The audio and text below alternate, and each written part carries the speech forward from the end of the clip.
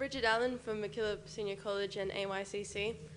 My question is, I'm very concerned about how climate change is going to affect people in the third world, particularly in low-lying Pacific nations. I'm wondering, what are the current projections about how it's going to impact on them, including climate change, refugees, and how do you suggest Australia supports these countries? Yeah. Good question. Lesley.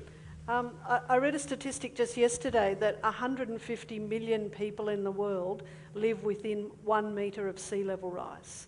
So that's a fairly significant number. And those are mainly people in the big mega deltas like in Bangladesh and other places. I think closer to home, what Australia will be concerned with will be helping residents of the Torres Strait firstly, and residents of some of the lower lying Pacific islands that are already being eroded by sea level rise and by storm surge. So I think we will be looking at a significant issue of what are known as environmental refugees.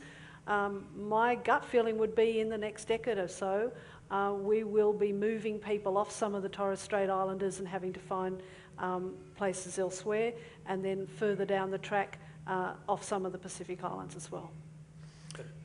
But it's also worth saying that in many of those other great delta regions that are impacted, there are adaptation options, both large-scale engineering options, which is the route that countries like China will take, just as Holland did, and others that are more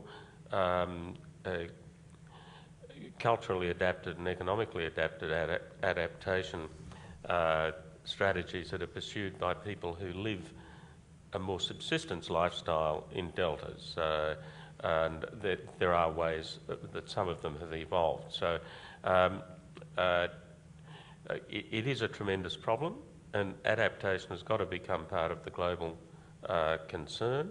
And that's why it was really heartening that in Cancun, in the negotiations, and this was one of the achievements of Copenhagen, the world is actually committed to providing billions of dollars to assist that adaptation process, because it's real.